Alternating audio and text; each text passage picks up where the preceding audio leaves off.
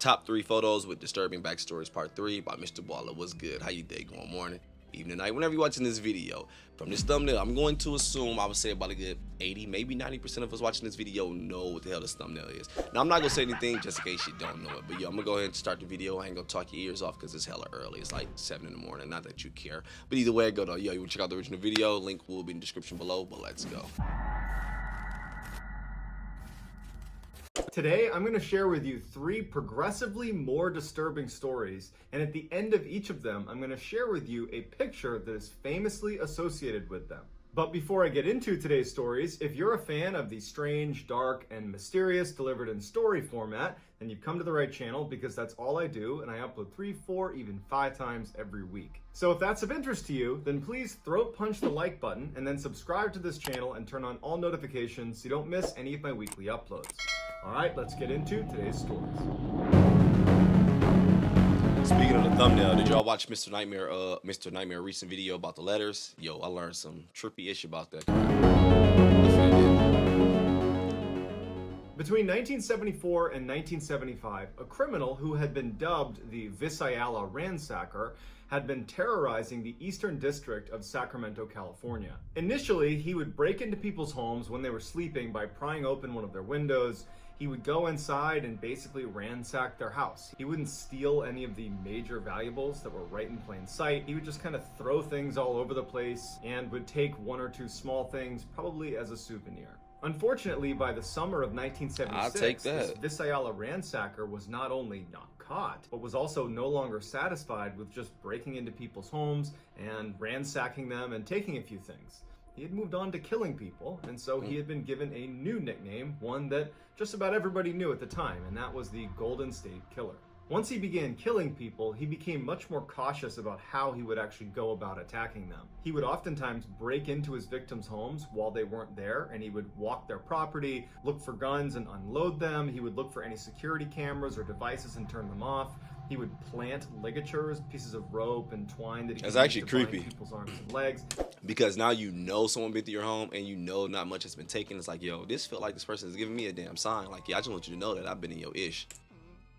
That's a huge step, though, just from being petty to freaking killing. Wow. For guns and unload them. He would look for any security cameras or devices and turn them off. He would plant ligatures, pieces of rope and twine that he could use to bind people's arms and legs. He would place them in their house, and then he would leave. And he would study his victims and get to know their patterns and know when they were going to be in the house, when they were going to be in certain rooms.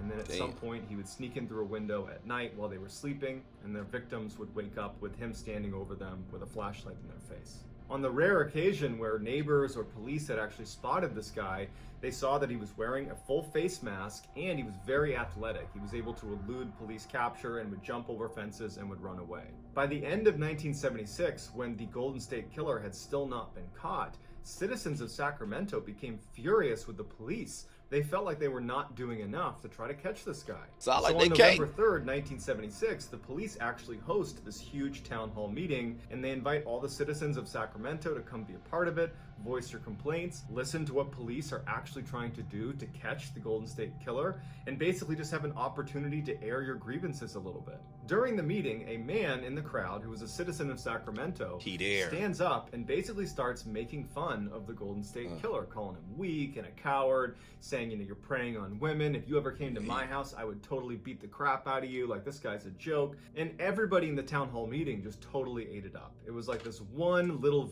I take it, I'm gonna let it finish, my bad, dog. I know it's too early to be talking your ears off, but I'm about to. I take it he gonna really bite that bait, like, oh, all right, you think so? Well, he gonna show him. Or it's him.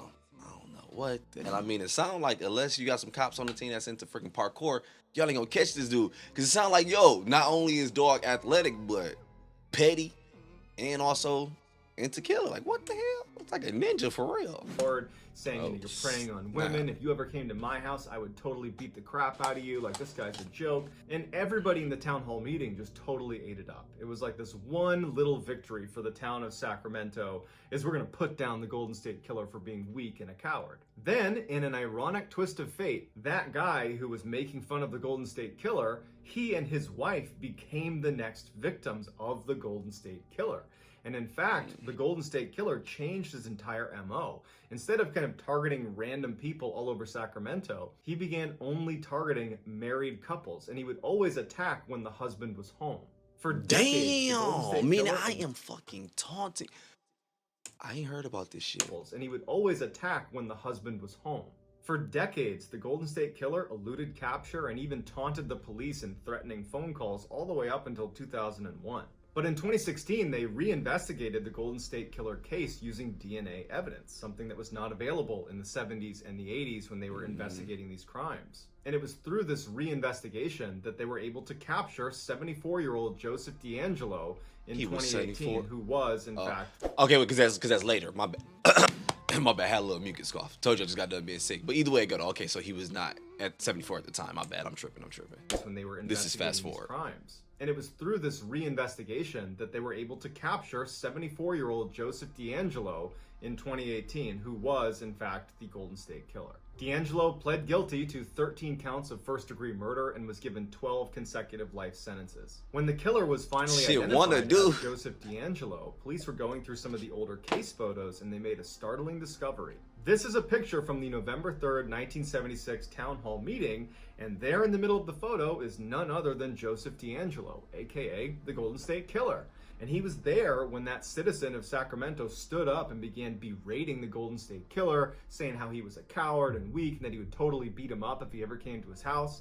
And there's Joseph D'Angelo sitting there listening to this guy. And after the meeting, what does he do? He targets the guy that spoke out against him. And even after he attacked this guy, apparently he was so upset that he changed his entire MO and only targeted married couples. I didn't rewind it. As Did if I? he was proving a point that you No, you just recap it. We got to add anyway. can't touch me. Oh, dog, I don't need to get... We got to add real quick anyway, but I don't think I want to talk to y'all on this one. You know what is really crazy? What I just thought about as I was saying, like, yo, I don't want to talk to y'all about this story real quick. I'm going to talk your ears off a bit.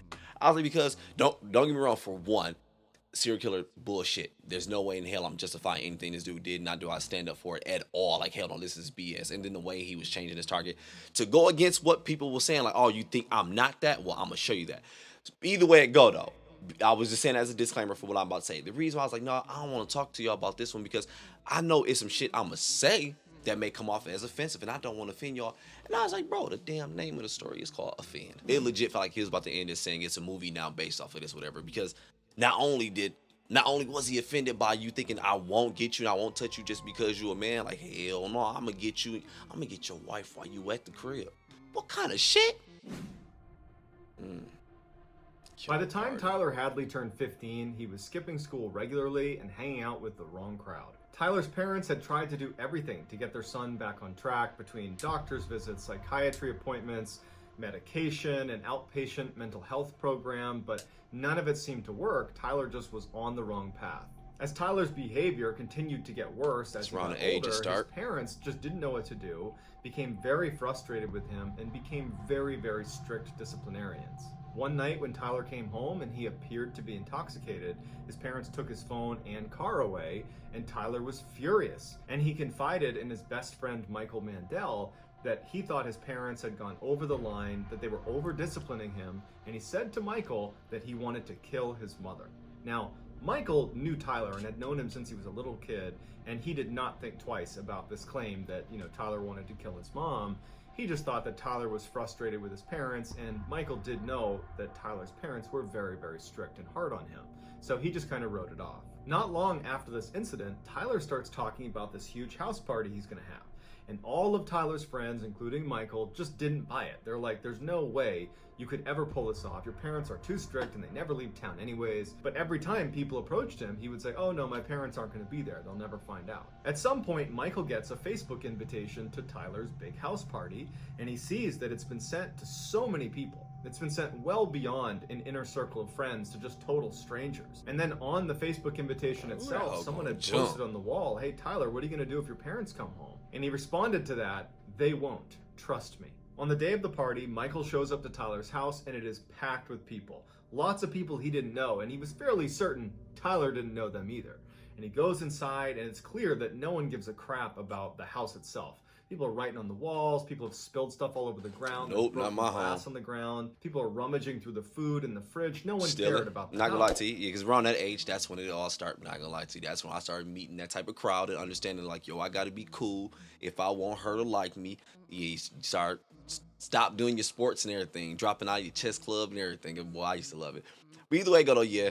Just being honest with you, you can get mad all you want, but hey, been at that age. But yeah, when we used to go to house parties, it's not your house. As a teenager, you don't give a ish. Boy, I was in there stealing ish. I ain't give a damn. Being a teenager is legit the most dangerous, irresponsible fun you will ever have in your life, man. Because accountability is just not there. That word does not exist when you're a teenager. I'm not about to get mad. We're about to watch this video. Gives a crap about the house. You don't even itself. see your parents is trying to help. My bad. Them either. And he goes inside, and it's clear that no one gives a crap about the house itself. People are writing on the walls. People have spilled stuff all over the ground. There's broken glass on the ground. People are rummaging through the food in the fridge. No one cared about the house. And Tyler, oddly enough, didn't seem to mind at all. The only time Tyler became on edge was when he felt like the party was getting too loud. And he would go around and tell people to be quiet because he didn't want his neighbors to hear, because the neighbors would call the police and he didn't want the police coming to the house. During this big party, Tyler pulls Michael aside and says, hey, I gotta tell you something. Come outside with me. When they get outside, Tyler looks at Mike and just says, Mike, I killed my parents. Michael doesn't believe him, but Tyler says, no, look in my driveway. Their car is still here. They did not go to Orlando. I killed my parents. I already knew Michael it, but still didn't believe him, and Tyler said, go inside. I bet if you look around, you'll find blood in my house. So he goes inside and he starts looking around, and when he goes upstairs, he sees there's blood on a table right outside the master bedroom where Tyler's parents slept. And on the door handle to the master bedroom, there was also blood. So he goes back down, and he goes, Tyler, you're playing a prank on me. And Tyler goes, no, when the party dies down, I'll show you proof. At this point, Michael is starting to think this could actually be real. And Tyler walks away, and Michael's thinking to himself, I can't wait till the end of this party to see if this is really true or not. So he goes upstairs, goes to the bloody door handle to the master bedroom, opens it up, and the door actually hits the leg of Tyler's father, who's laying on the ground, who's deceased inside of the master bedroom. He shuts the door and he's standing in the hall and he doesn't know what to do, because on the one hand, Tyler's his friend, but he just discovered Tyler's a murderer. He also knew Tyler's parents really well, so he's deeply saddened by what he just saw. And as he's standing there, he's realizing that he has to turn Tyler in. And so for some reason, he just felt the need to take one more picture with Tyler, because he knew as soon as he left the house, he was going to go tell authorities what Tyler had done, and he was never going to see him again. And so he goes over to Tyler and he takes this picture. After Tyler was arrested, he admitted that just hours before this house party, he had bludgeoned his parents to death and stashed them in the master bedroom. Tyler was sentenced to 2 life sentences without the possibility of parole, and while he has been remorseful, he's never given a real reason why he actually killed his parents. This is scratch resistant. It's like, we gotta add. I got a reason to talk. It's like, I do want to say there's more to it, man. Because there's no way you'll do that just from feeling like, yo, you're taking control of my life. You're not letting me be me. I know every teenager go through that phase, but at the same time, I do want to say, let me let the ads play though. I'm gonna just mute it, my bad. But at the same time, I do want to say, as a teenager, yes, I can see a teenager mind legit being there and seeing this as logical, dog. These ones always get me where it seemed like, and I'm not gonna lie, again, don't know what fully was going on in that home, but I'm gonna just go off what this story told me, dog. It's like, it's crazy because people just don't see how good they got it using hindsight. Don't understand how good you got it, and your parents are doing this because they're trying to help your ass. Holy shit, it's a long ad. It's like 30 more seconds of this one. Y'all mind if I talk a little bit more? I mean, we can chill. All right, fuck it. I'll fast forward. Judgment Day. I know this one. On the morning of Tuesday, April 20th, 1999, a Colorado high school student named Brooks Brown noted something strange. His on-again, off-again friend named Eric had missed all of the classes that morning, something that is totally uncharacteristic of Eric, who was a straight-A student. At lunchtime, Brown left the high school to go to the designated smoking area in the parking lot, and he saw parked in a very far-away spot, somewhere that he never saw him park before, was his friend Eric, who was in the back of his car pulling a large duffel bag out of the trunk. Brown puts a cigarette out and walks over and asks Eric, where have you been all morning? And Eric turns to Brown and goes, it doesn't matter. I like you, so you should leave right now. Go home. Brown was taken back by his tone and the general weirdness of the morning, but Eric was always kind of a wild card. He was a guy that had, in the past, vandalized Brown's house. He had posted death threats online about Brown. And then simultaneously, he would brag to Brown all the time about different accomplishments, like he desperately wanted approval from Brown. So it was a very strange relationship they had. Brown doesn't really know what to make of this, and so he kind of just shrugs his shoulders, turns around and walks away, while Eric turns around and continues doing whatever he's doing with his duffel bag. Brown gets back over to the smoking area, and he's thinking, maybe I should just skip class and go home, because maybe Eric has some prank that he's got planned that he's protecting me from. And as he's sitting there smoking his cigarette, thinking about whether or not he's going to stay or go, he hears noises coming from the high school that he immediately assumes are fireworks. And so in his mind, he's like, oh, looks like he was planning a senior prank. He's lighting fireworks inside of the school. But then the sounds got faster and louder, and he turned to look at the school and he heard people screaming, and he knew those weren't fireworks, those were gunshots. Brown immediately runs to the nearest house, knocks on their door, and is able to get a phone, and he calls police. After Eric had spoken to Brown, when Brown came across the lot and asked him what he was doing, and then ultimately Brown turned around and walked back to the smoke pit, Eric had turned his attention to his duffel bag. He had pulled it out and dragged it across the lot to another car where one of his other friends named Dylan was also getting his own duffel bag out of the back of his own car. Inside of their duffel bags were propane tank time bombs that they planned to place all around the school in an effort to collapse the ceiling of the cafeteria, because what they wanted to do is get people to start running out of the school so they could start shooting at them. Eric and Dylan's car were parked far away from their usual spots, kind of strategically located near where first responders were bound to come in, and they had rigged their cars to explode so that when they did come through, they would detonate and hopefully take out the first responders as well. Eric and Dylan had also placed another timed explosive. Damn, legit wanted some movie shit to go down. Like, what the hell? Eric and Dylan had also placed another timed explosive on a field about 3 miles away that was purely a diversion. They were hoping it would go off, it would get police and first responders over there first, giving them more time to inflict max damage on the school. But with the exception of the diversionary bomb that did go off, none of the other explosives in the high school actually went off. So Dylan and Eric had to go to plan B, which is to walk right in the school and just start shooting. At the end of the day, 12 students from Columbine High School in Littleton, Colorado had been killed, along with one of their teachers, as well as Eric Harris and Dylan Klebold, the two shooters. At the time, this was far and away the deadliest American school shooting. I still remember. This senior class picture was taken 2 weeks before the Columbine shooting, and you can clearly see Eric Harris and Dylan Klebold pointing finger guns at the camera. At the time this picture was taken, they both knew what they were going to do to the students in that picture, because they had been planning this attack for over a year and referred to it as Judgment Day. So that's gonna do it, guys. Give me your reactions to these. As I was looking at that picture, though, it's still creepy to look at, because as I was looking at that picture, man, I was like, the crazy part is, of course, we know they knew about what was going down. It's like, yo, these people are around where it's like, yeah, and look, perfect example, just call something else. Look, it's like someone holding her head, she throwing up the muscle sign, whatever, the flex, whatever, like just having a good time. Like, you know what I'm saying? Like, yeah, just living life, whatever. Because I don't know, again, if everybody just moved like that until life start to get real to your ass, like, yeah, you just live happy. I mean, what you should live like that anyway. You shouldn't live in fear, dog. Like, yo, just live it. To them, don't know what's going on, whatever. Good times, great times, whatever.